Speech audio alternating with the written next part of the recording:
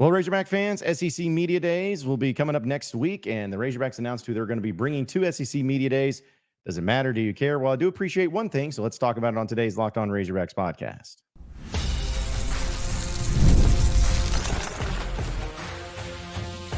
You are Locked On Razorbacks, your daily podcast on the Arkansas Razorbacks, part of the Locked On Podcast Network, your team every day. And welcome into the Locked On Razorbacks podcast. I am your host, John Neighbors, and appreciate each and every one of you for making us a part of your afternoon this afternoon or this morning or whenever you're actually listening to this podcast. So SEC Media Days will be up next week. I'll be there live from Radio Row. So looking forward to that, and always looking forward to hearing from coaches and from players and from different people and for different perspectives and everything like that too. So also, we'll have some pretty significant news going on with a new venture that I'm going to be diving into. So stay tuned for that. However, this episode is brought to you by Gametime. And just download the Gametime app as we talk about with it by creating an account. Use code LOCKEDONCollege for $20 off your first purchase. Terms do apply. Hope everybody's having a wonderful Tuesday as we are gearing up for SEC Media Days. And there's been a few things that we'll talk about, mainly on football side of things here in just a little bit. But it was officially announced, though, with SEC Media Days coming up next week, that the Razorbacks announcing who they're going to be bringing to SEC Media Days. Now, before we dive into that, as far as the players and the choices and all of that, let me just say that I am somebody who is, I love SEC Media Days. I know that's probably more from the media perspective. I get to see a lot of media people that I normally don't get to hang out with or don't get to see in person. It's great for networking. It's great for, bouncing ideas off of people and whatnot. But overall, I'm excited for it. And it's being in Dallas this year. I know they're really trying to do right by having Oklahoma and Texas in it. So they're like, oh, let's do it in Dallas. But honestly, though, Dallas is a place it should be. And now that Texas and Texas A&M have joined the conference, and then even Oklahoma and Arkansas and even LSU, I've always felt like events in the SEC need to take place in places that it's really easy to fly to, and it's a big market. So Dallas, Nashville, Atlanta, Tampa, like those need to be the places that most, if not all, of the big time events need to happen. Even New Orleans, just those needs to be the big ones. But either way, it's happening this year in Dallas, and we'll have a chance to hear from Sam Pittman. He's going to go on Thursday, but I'm always fascinated by the choices that coaches make in bringing certain players to SEC Media Days, because a lot of times it kind of shows maybe an early indication on who will be named a team captain or who people will think will be named team captain, because coaches are different as far as how they handle it. I remember when Brett Bielema was the coach at Arkansas, he was like, I'm always going to bring seniors, which is like, great. I understand the effort there, but that's not really what people want to hear from your best players or your captains or your leaders and whatnot. And so, he handled that way. Petrino, when he was the head coach, he kind of just handled it where he brought his quarterback and, some of the other great players there in Chad Morris. I don't even want to bring up. So Pittman, though, it's kind of been pretty consistent as far as how he's done it. Last year, it's kind of funny. Like last year, he brought KJ Jefferson and Rocket Sanders and Landon Jackson. And two of those players transferred out, one of them to another SEC school. So, yikes. But this year, Landon Jackson is going to be making a return since he's still on the team. And that makes sense, because if you brought Landon Jackson last year and he came back, you're for sure going to bring him this year. So that makes sense to have him a part of it. Andrew Armstrong, the wide receiver for Arkansas, is going to be the other player. Another player that's going to be going down there, which Andrew Armstrong has been a player. I'm really excited to see what he can do this year. I thought that he did as good as what he could have asked for the situation last year as a wide receiver. He's got a lot of upside. He's got a lot of good things going.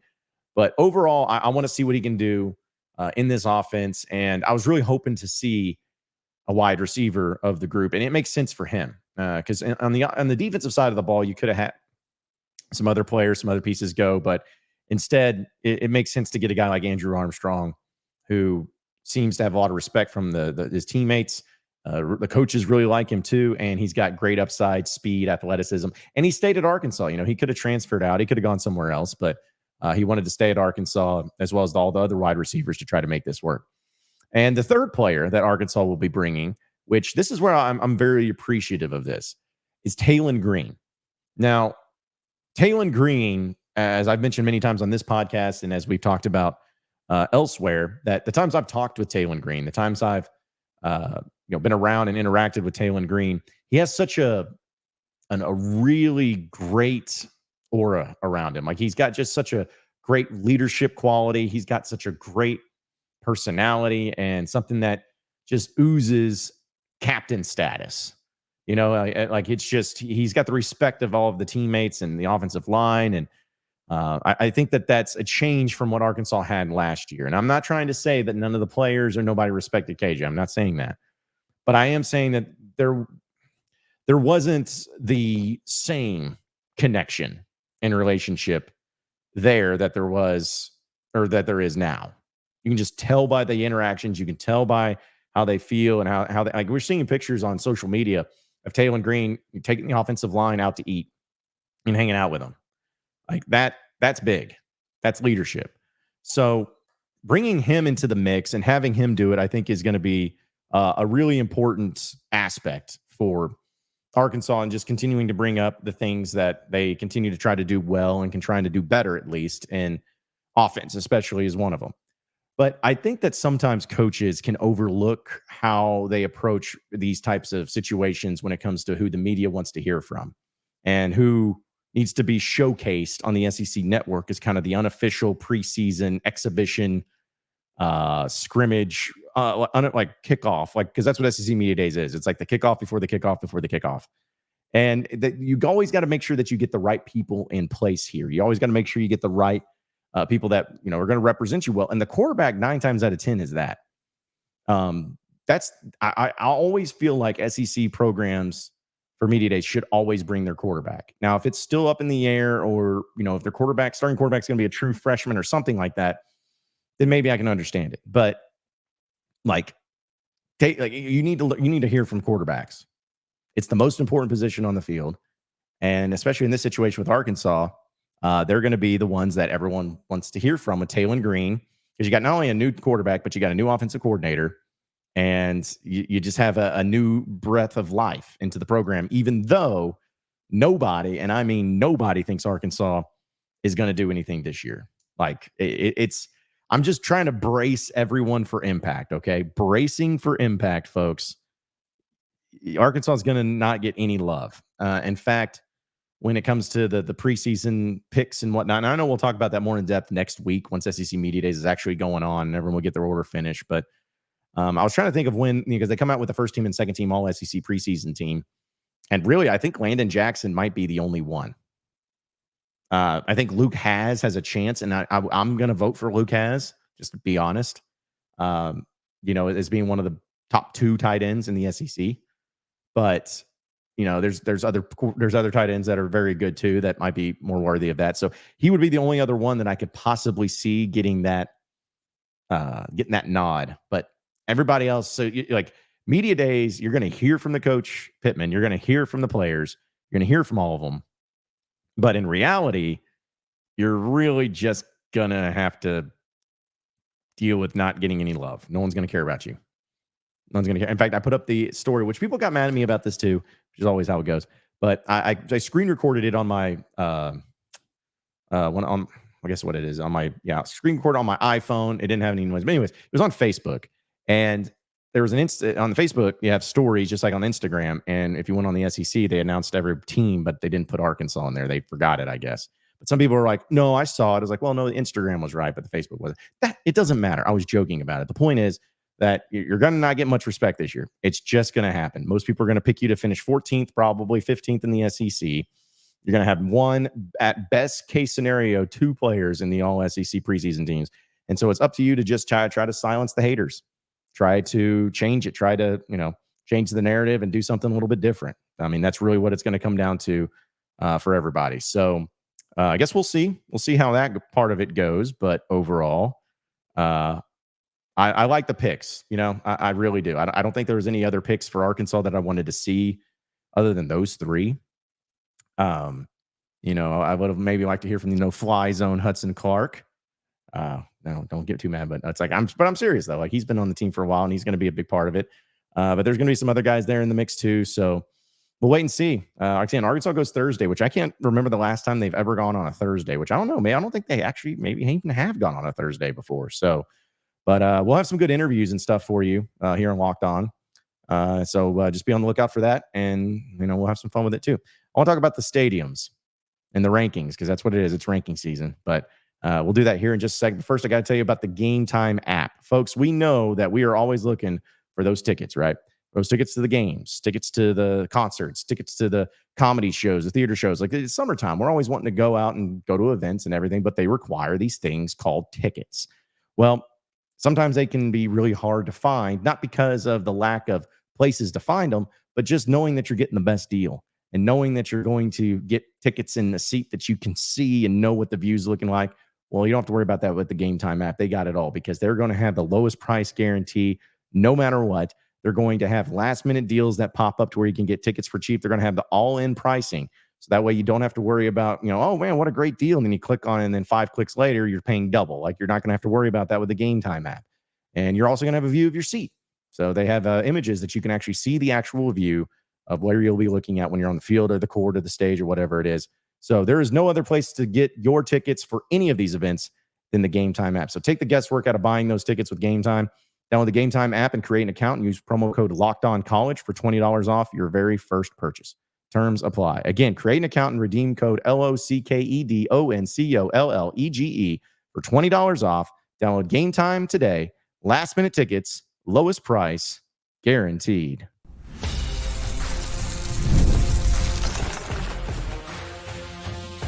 You are Locked On Razorbacks, your daily podcast on the Arkansas Razorbacks. Part of the Locked On Podcast Network, your team every day. All right, so moving on into the next segment of the Locked On Razorbacks podcast. So this was a really interesting list that got put out by On3, which, everybody has their own feelings on whether, like, what they think about On3 or, like if it's CBS Sports, whatever it may be. But they put out their top rankings of the SEC stadiums in football. And, of course, Razorback fans, everybody from the SEC is always going to have something to say about it. But I was looking at it, and it kind of, stood out to me that, first off, how many great stadiums there are in the SEC. Like, it's just really tough. And we even talked about this when the rankings came out, or the toughest places to play came out for the college football, EA Sports college football game that's coming out, because Arkansas was number 23 on that list. So I like this list a lot better, to be honest. Well, there's some things I don't like, but there are some things I do. So the number one stadium in the SEC, according to On3 and CBS Sports, is LSU. And to me, it's kind of the gold standard. Whether you like LSU or not, it is a very, very, very, very, very, very, very tough place to play. And it's just, it's requiring some nuances, as they put it here on the list. And it's dealing with home fields. So nothing that's, too like formulaic. It's just more like, hey, here it is. This is what we think. So LSU's at number 1. Bryant-Denny with Alabama's at number 2. Ben Hill Griffin Stadium, Florida, is number 3. Neyland Stadium's at number 4. Auburn's at number 5, which I will disagree with that one being at number 5. Because Georgia's at 6. I would put Georgia above Auburn. Georgia's still one of the loudest stadiums I've ever been in when Arkansas played them back in 2021. So they definitely, I think Georgia needs to be, because I don't have a problem with 1, 2, 3, or 4. I got LSU and Alabama. I think that's fine staying there. You could have put Tennessee at 3. You could have put Florida at 3, but like both of those places are really tough places to play. And I think Georgia is number 5, in my opinion. Then you could throw Auburn in. Now, South Carolina's at number 7. Here's the thing about South Carolina. I'll admit, I've never been to South Carolina. I've never been to a game there. So, but people talk about it very highly. So maybe there's something to it. But it's just nothing other than because I think what they do is it's not Inner Sandman. It's Sandstorm, right? I think, yeah, they do Sandstorm. So it's like, that's kind of cool, I guess. But I've just never really heard of anybody say like, oh, South Carolina is one of the toughest places to play or one of the loudest places to play or whatever. I've never heard anyone say that. So Again, could be wrong, but I still thought that was a little high. Kyle Field being at number 8. So take this, folks. When we talked about the EA Sports college football rankings, they had Texas A&M and Kyle Field at number 1. They had him at number 1 as the toughest place to play. And that's in the country, not just the SEC, the country. And then CBS Sports has him as number 8 in the SEC. If that doesn't tell you, like, somebody's wrong here. You know what I'm saying? Like one of these outlets, one of these people have to be wrong. And honestly, I think it's more of the EA Sports college football. Like, I don't know what it is and how much, maybe Texas A&M paid a lot of money or something to get that ranking, but I do not believe Kyle Field and Texas A&M is the number 1 toughest places to play. Absolutely not. Not in the SEC. So are they 8th? Maybe I put them above South Carolina. I put Kyle Field above South Carolina and maybe even above Auburn. Maybe. But that would be tough. But they don't need to be in the top 5. They don't need to be in the top 5. But they are at number 8. Then you got Gaylord Family Oklahoma Memorial Stadium, Oklahoma at number 9. I have not been to a game there. I can't wait till Arkansas actually plays a game there. I can't wait to go. So they're at number 9. Darrell Royal Stadium in Texas is number 10. So you got OU and Texas, the newcomers, at 9 and 10. Now, this is where I disagree because they have Davis Wade Stadium at Mississippi State at number 11, and then Reynolds Razorback Stadium for Arkansas at number 12. So, again, these rankings don't really matter. Like, in the grand scheme of things, they really don't matter. But I believe that Mississippi State is not one of the toughest places to play, at least above Arkansas. Because I'm telling you right now, like it just, here's the thing that frustrates me. I appreciate tradition. I appreciate all of that. But the fact that they have the cowbells and that's their thing, that's what they do. And that's why, like, because they're not big enough, so they have to have artificial noisemakers, which I still don't think it should be legal. I still don't understand how they get by with it. I still don't think they should. But they do. So it's like, yeah, so you have artificial noisemakers to try and make your atmosphere louder. So that's why I feel like they should be almost at the bottom of the list because nobody else has that. You're the only stadium that has to have that. So, but then they have Ole Miss at 13, Missouri at 14, 15 Kentucky, and 16 Vanderbilt. So I think most of that's pretty solid. Pretty solid. I'd have Arkansas at about 11. I'd have them above Mississippi State, but I don't have any problems with all the other ones being ahead of Arkansas. So for what it's worth, I just thought it was an interesting rankings there for all intents and purposes. So we'll see. There's another thing I want to talk about people falling for a fake tweet here on the other side of the break. So stay with us on the Locked On Razorbacks podcast.